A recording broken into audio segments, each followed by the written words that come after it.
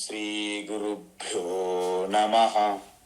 హరిః ఓం. వసుదేవసుతం దేవం కంసచానూరమర్దనం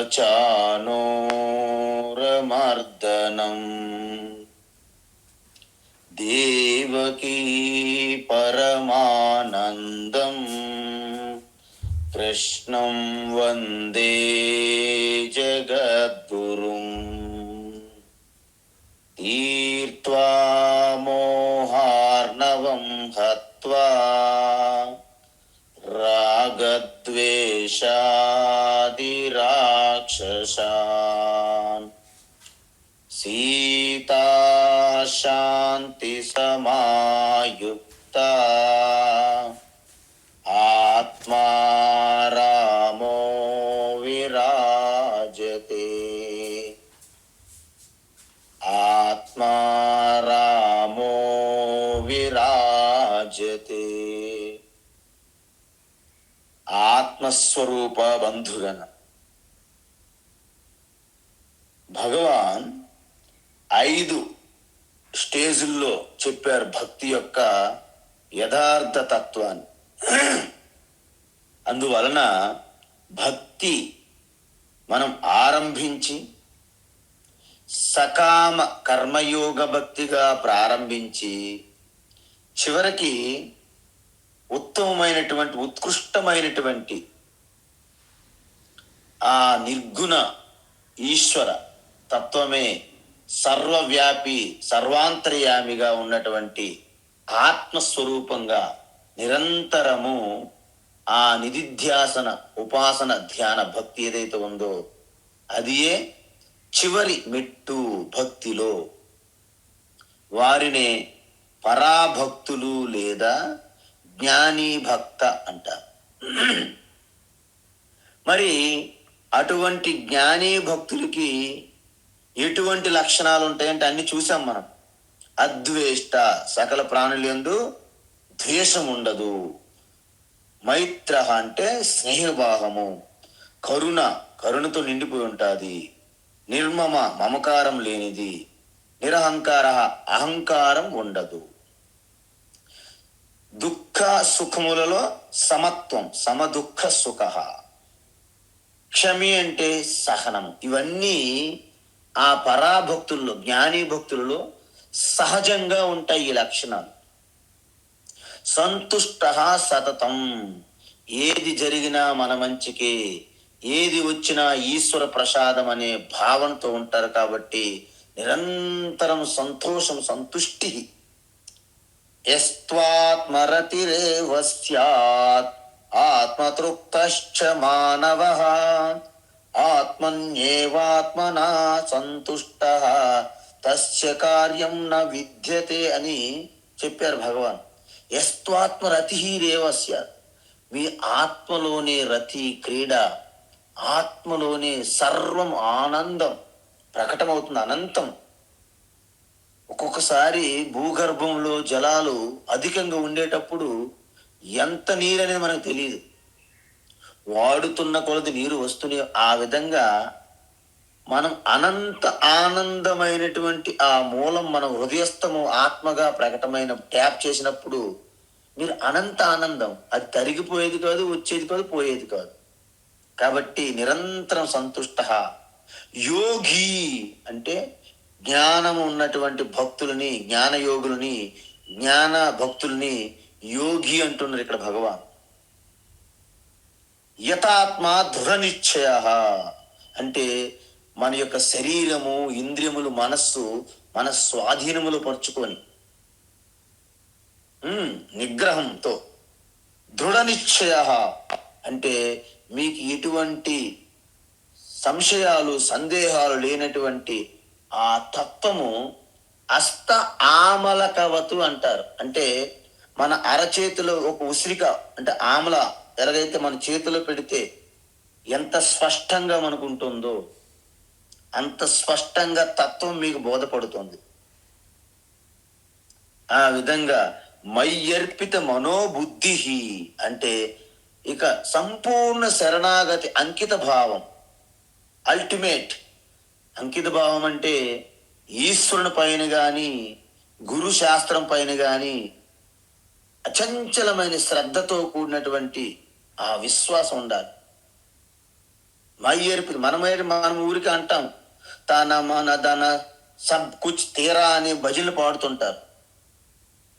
అంటే సర్వం నీకు అర్పించేస్తున్నాను, హే భగవాన్, భగవంతుడా, ఏ అమ్మ తల్లి నీలో నన్ను కలుపుకో అని భజనలు పాడుతుంటాము, అభిషేకాలు చేస్తుంటాం. నిజానికి ఆ దేవీ దేవత రండి బాబు రండి, మీరు వచ్చే నాలో కలుపు అన్నారు అనుకోండి, నిజంగా మనం భయపడి వెళ్ళిపోతాం బయటికి. ఎందుకు? మనకి ఇంక బోల్డ్ కర్తవ్యాలు, డ్యూటీస్ ఉన్నాయి బయట.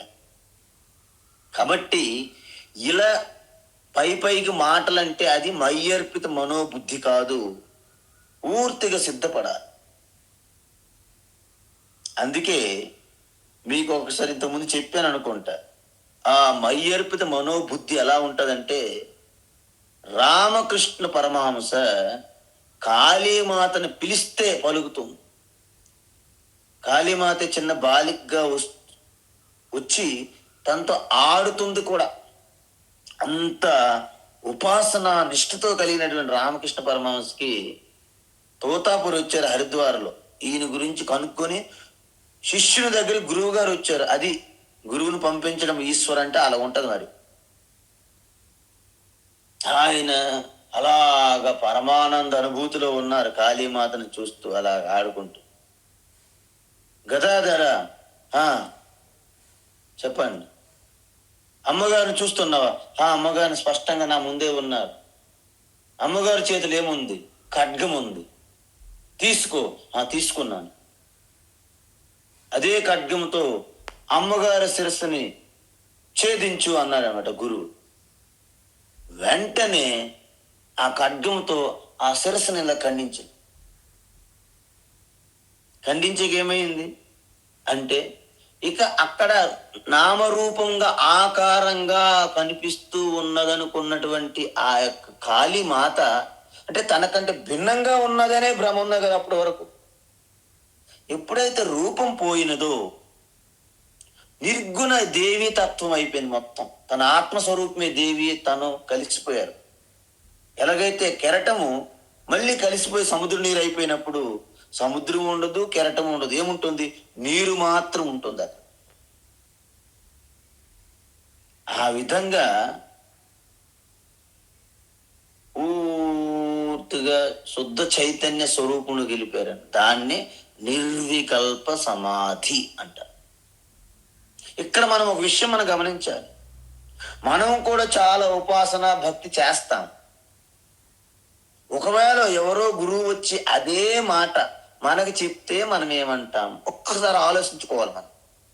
ఇది ఎవరు పిచ్చి గురువులాగా ఉన్నాడండి, కాళీమాతకి ఖడ్గంతో శిరస్సు ఖండించాలా, చాలులే ఎల్లు నువ్వు చెప్పినావు చాలులే అని గురువుని వెంటనే ధిక్కరించి అవసరమైతే గురువుని నెట్టేస్తాం బయటికి. ఇది మన యొక్క భక్తి స్థితి అన్నమాట. అందువలన రామకృష్ణ పరమహంసలు కూడా జీవన్ముక్తిగా అనంత ఆనందం ఆత్మానుభూతిలో ఉన్నారు. నేను ఉంటానంటే ఎలా చెప్పండి? మనం పే చేసే మూల్యం ఎంత, మనం ఖర్చు పెట్టే డబ్బులు ఎంత? సో అందువలన మయ్యర్పిత మనోబుద్ధి అంటే ఇక అల్టిమేట్ ఆశ్రయం అన్నమాట. అందుకే మన ప్రతి ఒక్కరికి మన ఎమోషనల్గా మన బుద్ధి తార్కికంగా ఉండేటప్పుడు మనం అన్ని విషయాలని ఈ జగత్తు మీద ఫస్ట్ మనం ఆధారపడతాం. మనుషులు జగత్తు పైన వాళ్ళు మనకి హ్యాండ్ ఇస్తుంటారు, కట్చిప్ మన చేతులు పెట్టి వెళ్తుంటారు.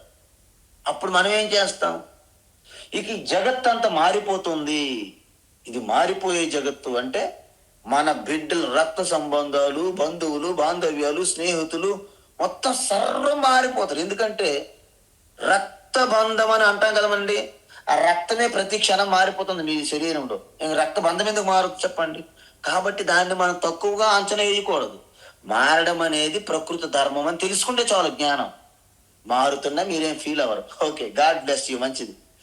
అమ్మ నేను ఇప్పుడు పలాయన చదువుతాను అనుకుని అంటాడు. ఓకే, నువ్వు నాకు వద్దు ఏరే చదువుతా, ఓకే నాయన నీ ఇష్టం అన్న. అంతేగాని మనం అర్థం మొండి పట్టు పట్టకూడదు. అదేవిధంగా మీకు ఏదైనా చేస్తామంటారు, ఇప్పుడు నేను చెయ్యను అంటారు, మీరేం బాధపడకూడదు. ఎందుకు? మారడం అనేది వారి స్వభావమేగా. ఈ జ్ఞానం మనకు తెలుస్తుంది. అప్పుడు మనం ఏం చేస్తాము? మారనటువంటిది ఏమిటి అంటే భగవంతుడు. భగవంతుని వైపు మనము దృష్టిని మళ్లించాలి. ఇప్పుడు సో భగవంతుని మనము ఎలా ప్రారంభించాము? ఏకరూప ఇష్టదేవతగా ప్రారంభించాము. అందుకే మనము దేవుడి గదికి వెళ్ళి మనకి ఎన్ని కష్టాలున్నా అక్కడ అవసరమైతే పూర్తి ఏడవడం కూడా చేస్తారు చాలా మంది. ఎందుకంటే తన గోడని, తన బాధని, తన పీడని సర్వము ఆ దేవీ దేవతకి చెప్పుకుంటారు. ఎందుకంటే అటు నుంచి ఎటువంటి మీకు ఘర్షణ ఉండదు దేవుడి దగ్గర. ఆ విధంగా అందుకే నా కృష్ణ, నా బాలకృష్ణ, నా శివ, నా దేవి, నా వినాయక అద్భుతంగా ప్రారంభిస్తారు భక్తిని. ఏకరూప భక్తి. మీరు మాట్లాడుకుంటుంటారు, ఆయనకి సేవలు చేస్తారు, ఆయనకి నైవేద్యం పెడతారు, పడుకోబెడతారు కూడా. గుజరాత్, రాజస్థాన్ వైపు చూస్తే అక్కడ ఉయ్యాలలు కట్టి బాలకృష్ణ దాంట్లో పెట్టి అలాగ జోలపాటలు పాడుతుంటారు, ఆలనా పాలన చేస్తారు. సో వల్లభాచార్య భక్తి అవన్నీ ఉంటాయి అటువైపు. సో ఈ విధంగా అక్కడ మీకు ప్రతి విషయంలో కూడా ఈశ్వరుని సహాయం తీసుకుంటుంటారు అనమాట. నాకేది జరిగినా హనుమంతుడిని చూసుకుంటా, రాముని పట్టుకుంటా. ఈ విధంగా ప్రారంభించి అదే కృష్ణ జగత్తంతా కూడా ఉన్నారని రెండో మీటింగ్ మళ్ళీ వెళ్తారు. అంటే ఏంటి? భక్తి అంటే ఉపాసనలో సకామ నిష్కామ అని చెప్పాం మనం. అంటే మొత్తం బ్రహ్మాండం అంతా కూడా, జగత్తంతా కూడా కృష్ణమయం.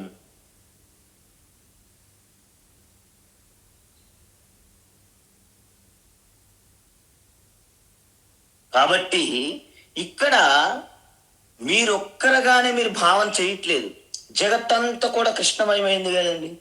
సో జగత్ అంటే మీరు కాకుండా అంత కూడా కృష్ణయ్య ఉన్నారు. ఆ విధంగా ఈ జగత్తులో ఎవరికి ఎటువంటి సహాయం మీరు చేసినా, ఎటువంటి సేవ చేసినా అంత కృష్ణకే చేస్తున్ననే విశాలమైనటువంటి భావన పెరిగింది మీరు. ఆ తరువాత ఇక బయట మీకంటే వేరుగా నామరూపాలు కాకుండా మీరే అయి ఉన్నారు. అంటే సకల కణముల్లో, మన సెల్స్ లో, మన బ్లడ్ సెల్స్ లో, మన శ్వాసలో, ప్రతి ఆలోచనలో, ప్రతి సంకల్పంలో కేవలం ఉన్నది ఆ శుద్ధ చైతన్య కృష్ణ అని తెలిసిపోతుంది మీకు.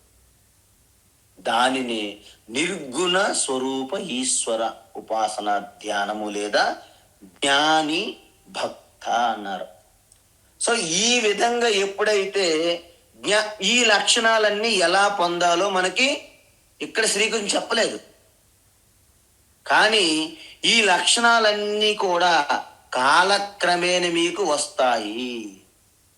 అందువలన మీకు ఇలాంటి ఒక నిష్టలో మీరు ఉండేటప్పుడు ప్రపంచం అనేది మీకు ఒక చిన్న బుడగలాగా అయిపోతుంది అనమాట. అంటే ఒక దోమలాగా అయిపోతుంది, ఒక ఈగ దోమలాగా మారిపోతుంది ప్రపంచం. ఎందుకు? మీరు ఆల్రెడీ ఒక ఏనుగులాగా విశాలంగా మారిపోయి ఉన్నప్పుడు మీ దృష్టిలో ఒక దోమ.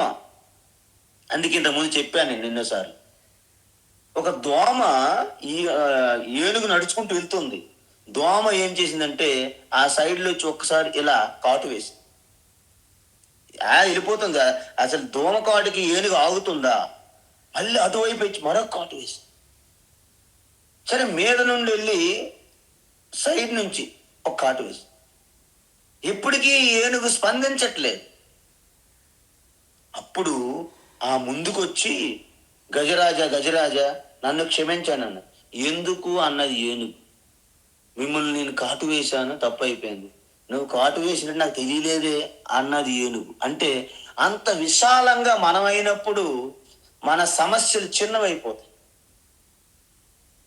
మనం కింద ఉన్నంత వరకు కొబ్బరి చెట్టు ఎంత పొడవుగా ఉందో, ఎంత పొడవుగా ఉన్నదో అని అనిపిస్తుంది. మీరు పొడవైనటువంటి కొండ ఎక్కి కిందకు చూస్తే కొబ్బరి చెట్టు చాలా చిన్నది అయిపోతుంది. మన విమానాల ప్రయాణంలో చూస్తుంటాం, ఎన్ని ఫ్లోర్స్ అండి, 20-30 ఫ్లోర్ బిల్డింగ్లు, చిన్న స్పెక్ అయిపోతుంది మనం ఆ ఫ్లైట్ ఆ మొత్తం ఆకాశంలో నుంచి చూసేటప్పుడు. సో మనము ఎదగాలి. అందుకే బోర్డు మీద ఒక గీత గీశారు ఒకతను, దీన్ని చెరపకుండా దీన్ని చిన్నది చేయి అన్నారు. ఎలా చేస్తారండి చెప్పండి? చెరపొద్దంట, చిన్న చేయాలంట. అది చాలా మంది అన్నారు అది కుదరదు, ఏదైనా మిరాకిల్ జరగాలి, మిరాకిల్, అద్భుతం. అయితే అక్కడ ఒక చిన్న పిల్లాడు వచ్చాడు, చాక్ పీస్ పట్టుకొని, మిరాకిలా? ఎందుకు మిరాకిల్ అన్నాడు. మరి చెరపకుండానే చిన్నది ఎలా అవుతుంది గీత? పక్కన ఒక పెద్ద గీత గీశాడు. ఇప్పుడు ఈ చిన్న గీత పెద్ద గీత అన్నాడు, చిన్నది, ఇదే మిరాకిల్ అన్నాడు. కాబట్టి దాన్ని మనం టచ్ చేయట్లేదు. ప్రపంచాన్ని, మనుషుల్ని మనం ఏం మార్చట్లేదు. రోజు వాళ్ళ చుట్టూ తిరిగి నువ్వు మారండి, మీరు చెయ్యండి, మనకి ఏం అక్కర్లే. మన చుట్టూ మనం అంత మన దృష్టి మారిపోతుంది. సమ్మక్క సారక్క జాతరలోకి వెళ్ళేటప్పుడు, మేడారం జాతరలు జరుగుతుంటాయి. అక్కడ మనము ఈ కళ్ళజోళ్ళు కొంటారు పిల్లలు. రెడ్ గ్లాసులు పెడితే ప్రపంచం అంతా రెడ్గా ఉంది, అబ్బా ఎంత రెడ్గా ఉందో, ఎరుపుగా ఉంది మొత్తం ప్రపంచం అంతా. వెంటనే ఇంకో గ్లాసు పచ్చ పెడితే మొత్తం పచ్చగా ఉంటుంది. ప్రపంచం రెడ్గా లేదు, పచ్చగా లేదు, ప్రపంచంలాగే ఉన్నది అంటారు ఇంకొక. అది ఎక్కడ ప్రాబ్లం వచ్చింది? ఈ కళ్ళద్దాలు అనే దృష్టిలో ప్రాబ్లం వచ్చింది. కాబట్టి మనం ఇప్పుడు ఈ కళ్ళద్దాలనే ఈ దృష్టి, ఈ భక్తితో కూడిన దృష్టి కలిగినప్పుడు ప్రపంచంలో ప్రతి ఒక్కటి పూజనీయంగా కనిపిస్తుంది. తత్సవితుర్వరేణ్యం భర్గో దేవస్య ధీమహి ధియో యో న ప్రచోదయాత్ అంటారు. అంటే సాధారణంగా సూర్యుని ఎప్పుడూ చూస్తూనే ఉన్నాం మనం, కానీ ఒక్కసారి ప్రాతకాలంలో ఈ జగత్తంతటికి, జగత్ యొక్క చక్షు, జగత్ నేత్రంగా ఉన్నటువంటి ఆ సూర్య భగవాన్ని ఒక్కసారి చూస్తే అబ్బా అద్భుతమైన పరమాత్మ దర్శనం. ఆదిత్య, మీ హృదయంలో స్ఫురిస్తున్న ఆదిత్య హృదయం. అందువలన భర్గః అంటే బయట అంధకారాన్ని నాశనం చేస్తున్నటువంటి ఆ భర్గః లోపల అజ్ఞానం అనే అంధకారాన్ని నాశనం చేస్తారు. చేసి ధియో యో న ప్రచోదయాత్, మన యొక్క బుద్ధిని ఒక అత్యంత వివేక చక్షు, జ్ఞాన చక్షువుగా ప్రేరణ కలిగిస్తారు. ధీమహి అంటే ఆ పరమాత్మ, ఆ చైతన్య ఆత్మస్వరూపంగా ఉన్నటువంటి ఆ ఆదిత్య హృదయమందు ఆత్మస్ఫురణగా ఉన్న దాన్ని మనం ధ్యానిస్తున్నాము. చూసారా? గాయత్రి మంత్రం అంటే అలా ఉంటది మరి. సో ఈ విధంగా ఎవరైతే ఫస్ట్ ప్రపంచం మీద ఆధారపడతాము, తరువాత భగవంతుడి పైన ఆధారపడతాము, ఆ భగవంతుడే ఆత్మస్వరూపంగా ఉన్నారని నా మీద నేనే ఆధారపడడాన్ని, అది హైయెస్ట్ జ్ఞాని భక్త. అందులో ద్వైతం లేదు, అద్వైత భక్తి. అలాంటి భక్తులు ఏమవుతుంది అంటే ముక్త, ఆల్రెడీ ముక్తులు అయిపోయారు పూర్తిగా. యహ అలాంటి వాళ్ళు మే నా యొక్క ప్రియ, అత్యంత ప్రీతిపాత్రులు, ప్రియమైన వారు అని అర్థం. అనాపేక్ష శుచిర్దక్షః, అనాపేక్ష శుచిర్దక్షః, అనాపేక్ష శుచిర్దక్షః, ఉదాసీనో గతవ్యతః, ఉదాసీనో గతవ్యతః, ఉదాసీనో గతవ్యతః, సర్వారంభ పరిత్యాగి, సర్వారంభ పరిత్యాగి, సర్వారంభ పరిత్యాగి, యో మద్భక్తః స మే ప్రియః, యో మద్భక్తః స మే ప్రియః, यो मद्भक्तः स मे प्रियः అనపేక్ష శుచిర్దక్ష ఉదాసీనో గతవ్యతః. अनपेक्षः शुचिर्दक्षः उदासीनो गतव्यथः अनपेक्षः शुचिर्दक्षः उदासीनो गतव्यथः సర్వారంభ పరిత్యాగి యో మద్భక్తః స మే ప్రియః. सर्वारम्भपरित्यागी यो मद्भक्तः स मे प्रियः सर्वारम्भपरित्यागी यो मद्भक्तः स मे प्रियः అద్భుతం. అయితే ఎప్పుడైతే ఇలాంటి అబ్జర్వ్లు ఎలాగైతే మన కారు పెట్టుకుంటామో, జ్ఞాని భక్తులకి ఈ ప్రపంచము నుండి వస్తున్నటువంటి ఒడిదుడుకుల్ని, ఎత్తుపల్లాలని, ఇటువంటి ఈ ద్వంద్వాలు అంటారండి. కష్టము సుఖము, ఒక్కొక్కసారి ప్రాఫిట్ లాభం అనుకుంటారు, ఇంకొకసారి నష్టం, ఒక్కొక్కసారి గౌరవం, ఇంకో దగ్గర అవమానం చేస్తున్నట్లుగా. ఎందుకంటే ఒక్కసారి మనము తెలుసో తెలియకుండో మనకు ఒక స్థాయి గుర్తింపు వచ్చిన తర్వాత ఇక మనకు భయం. ఎందుకంటే ఆ విధంగా వాళ్ళు మనల్ని గౌరవించి ఆదరించలేదనుకోండి, మనకి అవమానం అనిపిస్తుంది. సో ఈ మానవమానాలు అంటారు వీటిని. అందువలన వీటన్నిటి కూడా వీటిపైన ఆధారపడకుండా ఎవరైతే జ్ఞాని భక్తులు, పరాభక్తులు ఉన్నారో వారికి లోకము నుండి ఎటువంటి ఇబ్బంది ఉండదు, వారి నుండి లోకంకి ఎటువంటి ఇబ్బంది లేదు. అయితే వారికి 4 నుండి 4 వాటి నుండి పూర్తిగా స్వేచ్ఛ ఉంటుంది. ఏంటి 4? హర్షము, అమర్షము, భయము, ఉద్వేగము అని చూసాం ముందు శ్లోకంలో. ఈ 4 నుండి వారికి పూర్తిగా ఫ్రీడమ్, స్వేచ్ఛ. అలాంటి వ్యక్తికి అనపేక్ష. అనపేక్ష, ఆపేక్ష అంటే ఏంటండి? ఎక్స్పెక్టేషన్, ఆశించడం. అంటే ఈ ఎక్స్పెక్టేషన్ ఎలా జరుగుతుంది? ఎవరైతే దేని గురించో మన బాహ్య వస్తువులపైన, వ్యక్తులపైన ఆధారపడతారో వాటి నుండి మనం ఆశిస్తాం. ఒకవేళ బయట వస్తువుల నుండి కానీ, వ్యక్తుల నుండి కానీ మీరు దేనిపైన ఆధారపడలేదు అనుకుందాం కాసేపు. సో వాటి నుండి మీరు ఏమీ ఆశించరు. మీరు ఆశించడం లేదు కాబట్టి వారి నుండి మీకు ఎటువంటి ఆశాభంగం జరగదు. ఎవరైతే వాటిపైన పూర్తిగా ఆధారపడి ఆశిస్తారో అప్పుడు మీకు అది జరగనప్పుడు మీకు ఆశాభంగం జరుగుతుంది.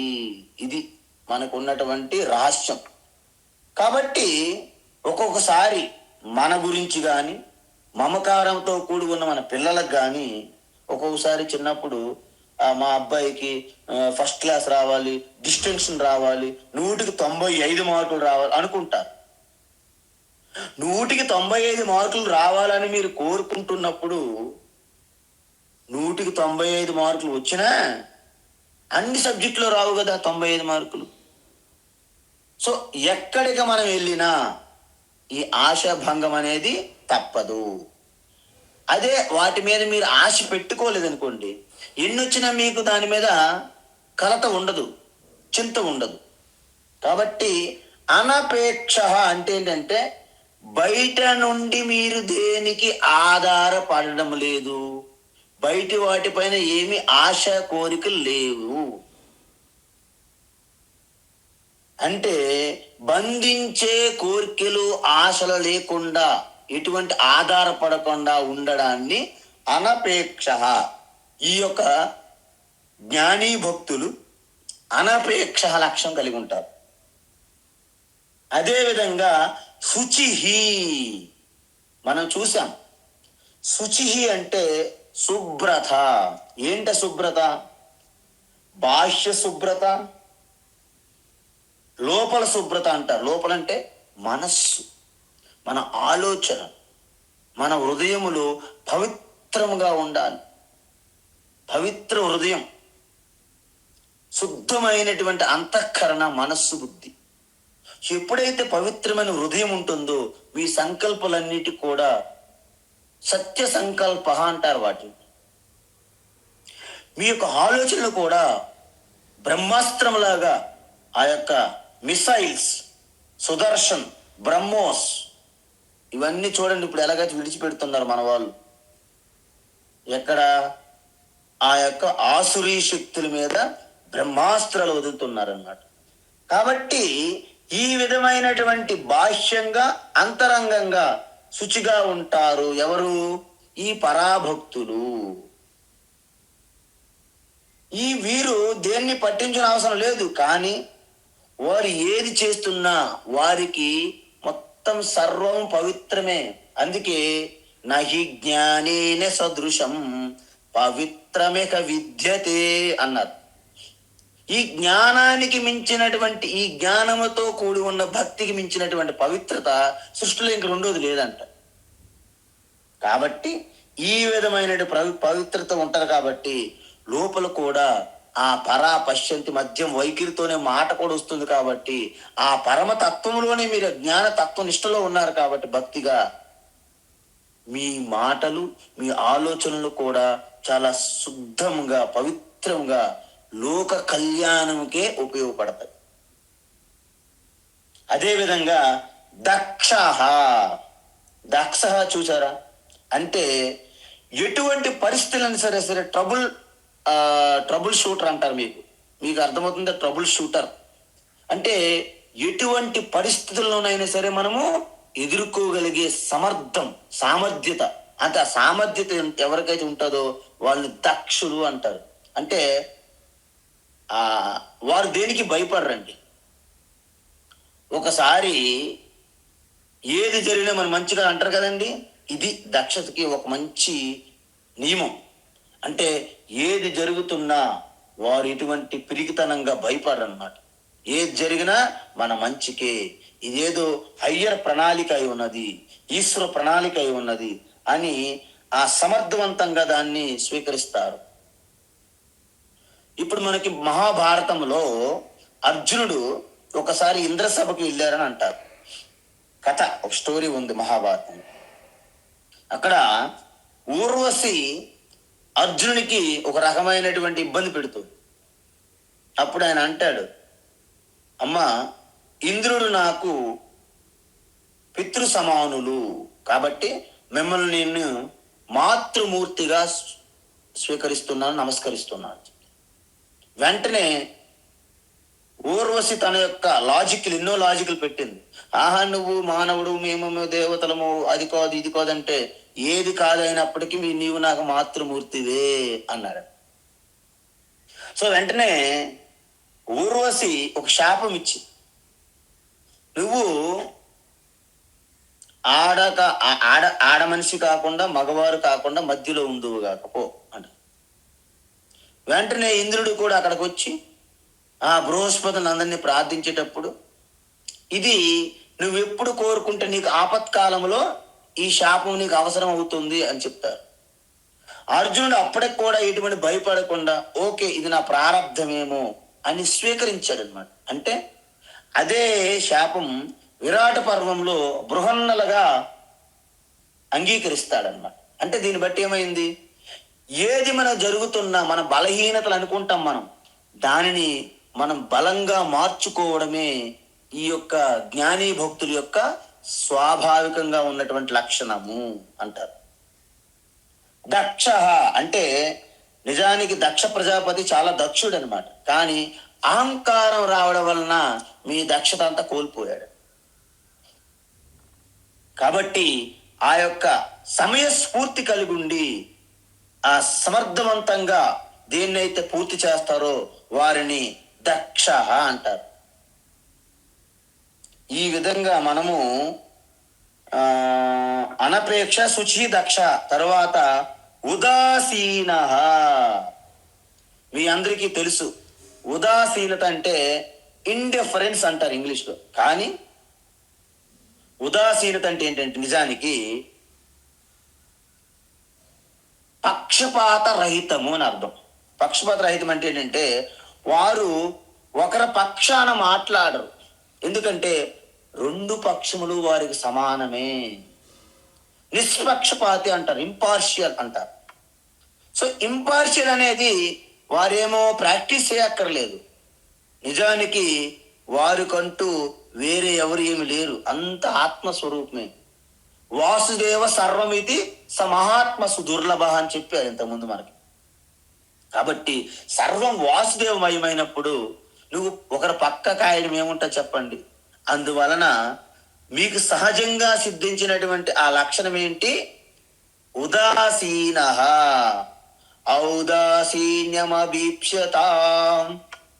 జనకృప నైష్ఠుర్యముత్సృజ్యత. శంకరాచార్య చెప్పారు. అంటే ఔదాసీనత, నిష్పక్షపాతం అలా ఉండి ఇతరుల యొక్క వాళ్ళ యొక్క అమ్మో ఎంతో అని మనకు సానుభూతి అక్కర్లేదు. మీరు ఎవరి సానుభూతిని కూడా కోరుకో అక్కర్లేదు. ఎటువంటి సానుభూతులు మీరు అంగీకరించక్కర్లేదు. కాబట్టి ఉదాసీనతతో వచ్చినదే ఆ యొక్క యాదృచ్ఛికంగా ఏది లభిస్తే అది ఈశ్వర ప్రసాద బుద్ధితో ఉంటే వారికి సహజంగానే ఈ ఉదాసీనత ఉంటుంది. గతవ్యత అంటారు. గతవ్యత అంటే ఏంటి అంటే అన్ని వ్యత, ఎన్ని వ్యత అంటే కష్టము, దుఃఖము, బాధ. ఈ బాధలు దుఃఖముల నుండి పూర్తిగా ఫ్రీడమ్, మీకు కంప్లీట్ రిలీజ్ అన్నమాట, స్వేచ్ఛ. దాన్ని గతవ్యత అంటారు. మీరు ఒకటి మర్చిపోకూడదు. ఎందుకంటే మనము ఎన్ని మనం చక్కదిద్దుకున్నప్పటికీ ఈ లోకము అనేది మొత్తము ఒక ప్రారబ్ధ పరిస్థితుల మీద ఆధారపడి ఉంటుంది. అంటే దేశము, ఆ దేశ కాలాల బట్టి, మీ ప్రారబ్ధ కర్మ బట్టి కూడా ఆధారపడి ఉంటుంది. అలా ఆధారపడి ఉంటుంది కాబట్టి జ్ఞాని భక్తులు కూడా ఈ ప్రారబ్ధం ఉంటుంది. అయితే మరి వాళ్ళు ఏం చేసుకోవాలి? వీటన్నిటిని కూడా తనకు అనుకూలంగా మార్చుకుంటారు. వాటిని తట్టుకొనే ఆ గుండె ధైర్యం, అందువల్ల వాళ్ళ దృష్టి, వాళ్ళ దృక్పథంలో మార్పు వచ్చింది. దేన్ని నిందించరు, దేనికి అసహనంగా ఉండరు. సహిష్ణుత్వంతో, తితీక్షతో ఆ భరించే ఆ సహన గుణము వాళ్ళు ఉంటుంది. కాబట్టి వారికి గతవ్యత అంటే దేనికోసం భయపడి బాధపడి ఉండరు. వారి నుండి వాస్తవానికి ఈ బాధలు ఏవైతే దుఃఖాలు ఏమున్నాయో అన్ని కూడా జారిపోతాయి. గతవ్యత. అదేవిధంగా సర్వారంభ పరిత్యాగి. సర్వారంభ పరిత్యాగి అంటే మనం ఇంతకీ చెప్తుంటాం. ఒకవేళ ఈ భగవద్గీత ప్రారంభం ఎలా అయింది తెలుసండి? నిజానికి విషాద యోగంతో ప్రారంభమైంది.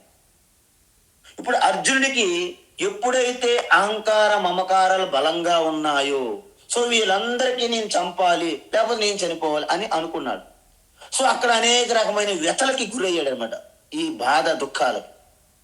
సో అలాంటి సమయంలో కూడా ఈశ్వరుని యొక్క పాదములు గట్టిగా పట్టుకొని శరణాగతి వేడాడు. కాబట్టి ఆ విషాదం కూడా ఆయన దుఃఖాల నుంచి బయటపడడానికి ఒక మార్గంగా అయ్యింది. కాబట్టి దాన్ని విషాద యోగము అన్నారు. అర్జున్ విషాద యోగం అంటారు, భక్తి యోగం అంటారు, కర్మయోగం అంటారు, జ్ఞాన యోగం అంటారు. విషాద యోగం అంటే చాలా మందికి ఆశ్చర్యం. విషాదం ఏంటండి, యోగం ఏంటండి అంటారు. కానీ ఇవన్నీ నాకే ఎందుకు వచ్చాయి అనే ఆ మాట విడిచిపెట్టేస్తారు అన్నమాట. చాలా మంది అంటారు వై టు మీ, ఈ దేవుడు ఎందుకు నాకే ఈ పరీక్ష పెడుతున్నాడు, నాకే ఈ కష్టాలు ఇస్తున్నాడు, అందరూ బాగానే ఉన్నారు అని అనుకుంటాం మనం. అందరూ బాగానే ఉన్నారని మీరు అనుకుంటున్నారు. ఒక్కసారి వారి దగ్గరికి వెళ్ళి మీరు ఒక 10 నిమిషాలు మాట్లాడి తెలుస్తుంది వాళ్ళు ఎలా ఉన్నారని. అదేంటి స్వామీజీ, వాళ్ళ ఇల్లు మంచి డూప్లెక్స్లు, పెద్ద పెద్ద భవనాలు, బంగ్లాల్లో ఉన్నారు, కార్లు ఉన్నాయి, అన్నీ ఉన్నాయి. మీరు వాళ్ళ యొక్క వాళ్ళ యొక్క లివింగ్ రూమ్కి వెళ్ళి ఆ ఆ గ్రీన్ రూమ్కి వెళ్ళి మీరు మాట్లాడారు అనుకోండి, మొత్తం చిట్టాలన్నీ బయటకు వస్తాయి. అంటే ఎటువంటి మీకు పరీక్ష సమయంలో కూడా మీరు ఆ యొక్క విశ్వాసాన్ని కోల్పోకుండా ధైర్యాన్ని ధారణ చేసి ఎవరైతే ఉంటారో వారు ఇలాంటి షాకులకి ఎటువంటి కలత చెందరు. అయితే జ్ఞాని ఏంటంటే ఒకటి అర్థం చేసుకుంటారండి. ఎందుకు? కర్మల ద్వారా, అంటే మన కోరికలతో నిండి ఉన్న కర్మలు చేయడం వలన నేనెప్పుడు అనంతమైన దాన్ని పొందలేను. ఇది ఇది జ్ఞానం. నాకు కావలసింది అనంత ఆనందం, అనంతమైన శాంతి. కానీ కర్మలు చేయడం వలన అనంతమైన ఆనందాన్ని, శాంతిని పొందలేను. ఎందుకంటే ఈ సృష్టి అంతా కూడా నిజానికి క్షణికము, తాత్కాలికం. మరి మన పొందాలని కర్మలేంటి? ఈశ్వరుణ్ణి పొందాలి, మనం భగవంతుణ్ణి పొందాలి పూర్తిగా. అంటే భగవంతుడు అనేవాడు ఆల్రెడీ పూర్ణత్వం కాబట్టి పూర్ణత్వంలో ఒక చిన్న కర్మ, అంటే అపూర్ణంగా ఉన్నటువంటి కర్మల ద్వారా మీరు పూర్ణత్వం పొందలేరు. అందుకే రమణ మహర్షి కూడా అదే చెప్పారు, కర్తురాజ్ఞయ ప్రాప్యతే ఫలం. కర్మ మనం చేసినంత మాత్రాన మనకు ఫలం రాదండి, దాని వెనుక కర్మఫల దాత ఉన్నారు, దాత. ఆ దాతను మనం పట్టుకోవాలి, లేకపోతే ఈ కర్మ అనే సముద్రంలో మనం పడిపోతాము, మనం ఒడ్డు చేరుకోలేము. అందువలన కర్మల వలన మీకు ఎప్పుడు కూడా 3 రకాలైనటువంటి నెగిటివ్ ఎఫెక్ట్స్ మనం అనుకుంటాం. మనకి ఏదైనా చిన్న రోగం వచ్చింది అనుకోండి, మెడిసిన్ తీసుకుంటాం. కానీ హెవీ మెడిసిన్ తీసుకుని మనకి ఏమవుతుంది? Side effects. ఈ కర్మలు కూడా అంతే, సైడ్ ఎఫెక్ట్స్ ఉంటాయి వాటికి. దుఃఖ మిశ్రితత్వం, అతృప్తికరత్వం, బంధకత్వం అంటారు. అంటే మనం చేసే కర్మ ఫలాలతోని పాటు సుఖంతో పాటు దుఃఖం అలా వస్తుంది, కానీ అవ్యక్తంగా ఉంటుంది. ఎంత ఈ కర్మ ఫలాల నుంచి వచ్చిన ఫలితాలు ఎప్పుడు కూడా మీకు సంపూర్ణమైన తృప్తి ఇవ్వవు. అలా ఉంటే మరికొన్ని కర్మల కోసం మీరు ఇంక ఎగబడరు. అంటే కర్మ ఫలాలు ఎప్పుడు కూడా పరిచ్ఛిన్నమైనవే, తాత్కాలికమైనవే. అందువలన మీరెప్పుడు కూడా నా స్వరూపమే పూర్ణత్వంగా మీరు దర్శించినప్పుడు ఇంక మీరు పూర్ణత్వం కావడానికి ఏమీ కోరుకోవాల్సిన పని లేదు, ఏమీ చేయాల్సిన పని లేదు. Out of love, out of contentment మీరు చేస్తుంటారు అన్నమాట. అందువలన ఈ లోకములో మీరు నిజంగా మీరు ఏమి చేసినా అది మీ సొంతం స్వార్థంగా కాదు, కాబట్టి మీ ఆనందానికి ఎటువంటి లోటు లేదు. సో ఈ విధంగా పూర్ణత్వాన్ని, జీవన విధానాన్ని పూర్తిగా ఒక లీలగా చేస్తారు మీరు. అంటే కర్మగా చేయరు. కర్మగా చేసేటప్పుడు మీకు ఎప్పుడు కూడా ఏంటి ఈ యొక్క చాకిరి అంటారు చూడండి, కర్మ చాకిరి వదలట్లేదు నాకు అని. ఎందుకు? నీవు దాంట్లో లీనమైపోయి నేనే కర్తను, నేనే చేసేస్తాను అనే భ్రమ నిన్ను బంధిస్తుంది ఆ కర్మ.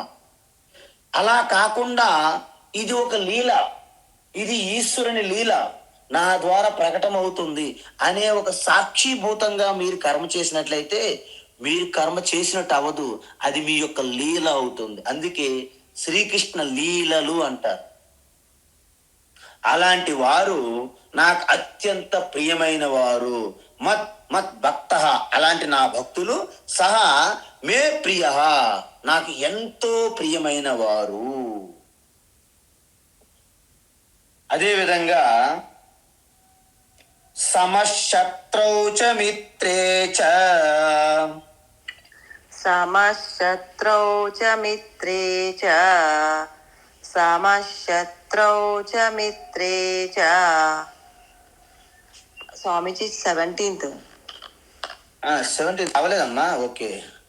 యో న హృష్యతి న ద్వేష్టి, యో న హృష్యతి న ద్వేష్టి, యో న హృష్యతి న ద్వేష్టి, న శోచతి న కాంక్షతి.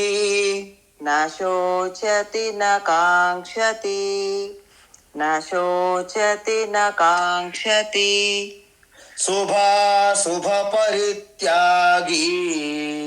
शुभाशुभपरित्यागी शुभाशुभपरित्यागी భక్తిమాన్ యః స మే ప్రియః. भक्तिमान् यः स मे प्रियः भक्तिमान् यः स मे प्रियः యో న హృష్యతి న ద్వేష్టి న శోచతి న కాంక్షతి. यो न हृष्यति न द्वेष्टि न शोचति न काङ्क्षति यो न हृष्यति न द्वेष्टि न शोचति न काङ्क्षति శుభాశుభ పరిత్యాగి భక్తిమాన్ యః స మే ప్రియః. शुभाशुभपरित्यागी भक्तिमान् यः स मे प्रियः शुभाशुभपरित्यागी भक्तिमान् यः स मे प्रियः ఉత్తమం. ఎప్పుడైతే బయట ప్రపంచము, వ్యక్తులు, వస్తువుల నుండి ఆధారపడడం లేదో, ఎటువంటి ఆశ లేదు, అనపేక్ష, అత్యంత శుభ్రం, లోపల బయట అంతా శుభ్రం, బాహ్య శుభ్రత, శుచి, దక్షత, ఉదాసీనత, గతవ్యత. అదేవిధంగా ఈ బంధించే అంటే ఏ కర్మల మీద అయితే పూర్తిగా ఆసక్తితో చేస్తే ఆ కర్మలన్నీ మీకు బంధిస్తాయి. కానీ మీరు కోరలు తీసిన పాముతో ఎలాగైతే ఆడుకుంటారో, ఈ జ్ఞాని భక్తులు కూడా ఈ ప్రపంచానికి జస్ట్ మీరు లోక కళ్యాణకు ఉపయోగపడతారు తప్ప స్వార్థంగా మీరేమీ కోరుకోవడం లేదు. అందువలన ఈ బంధించే ఆశా కోరికలతో ఉన్న కర్మలన్నీ కూడా మీరు త్యాగం చేస్తారు అని అర్థం. అందుకే సంగత్ సత్సు విధీయతాం భగవతో భక్తిర్ధృడాదీయతాం శాంత్యాది పరిచీయతాం దృఢతరం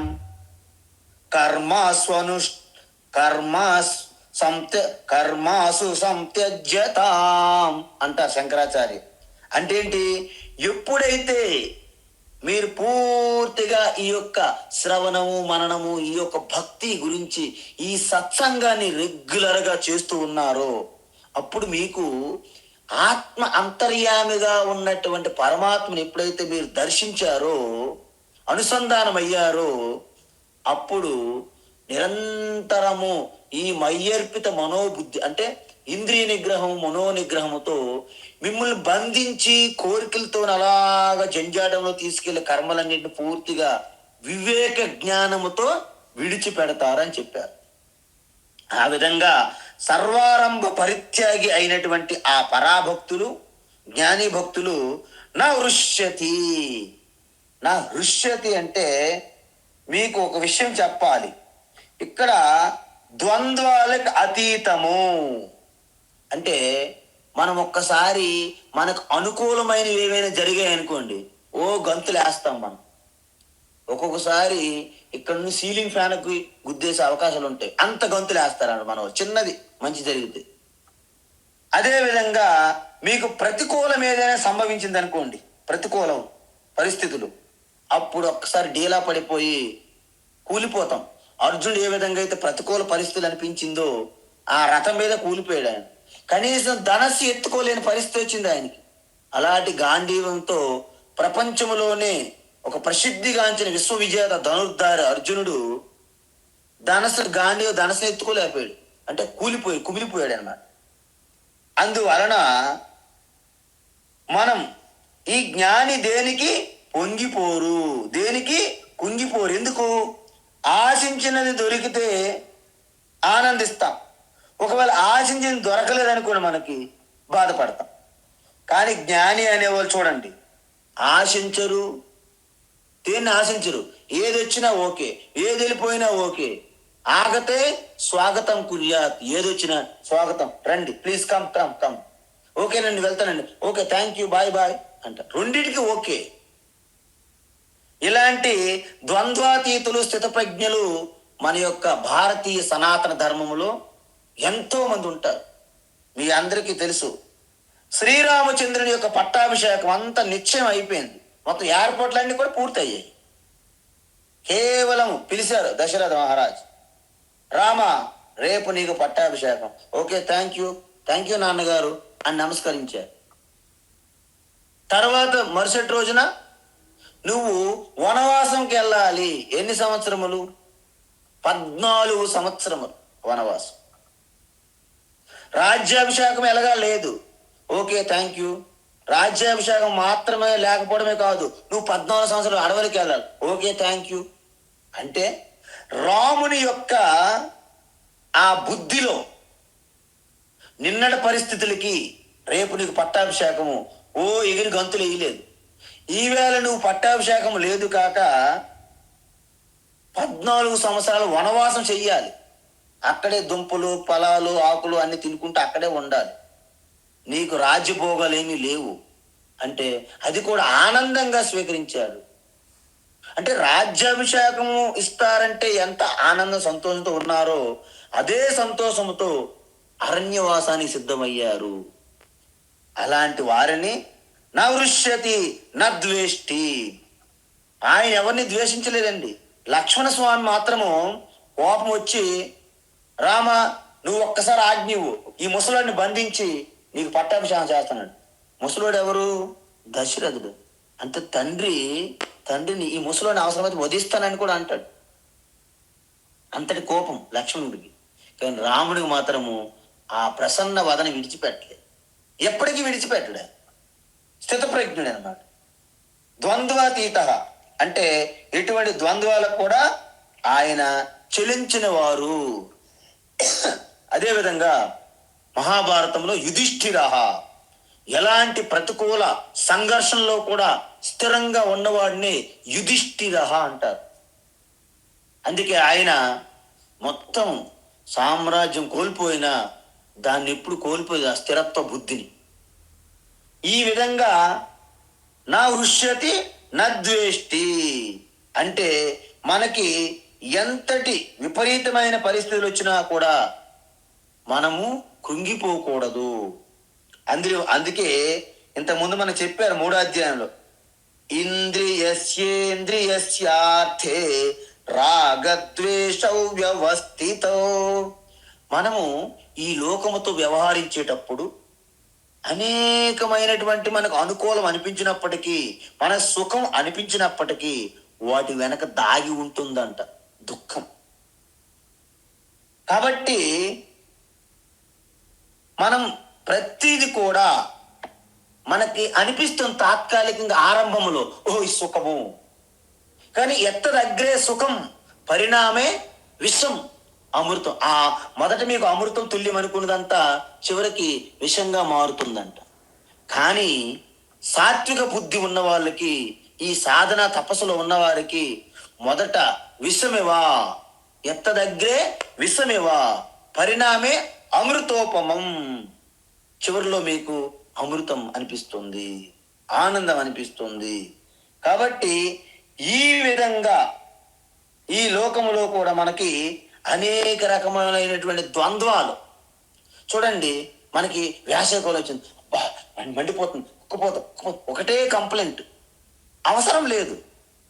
అదేవిధంగా చలికాలం, చలి తట్టుకోలేము, వర్షాలు, బయటికి వెళ్ళలేము. వీటన్నిటి కూడా మీకు ద్వంద్వాలు అంటారు.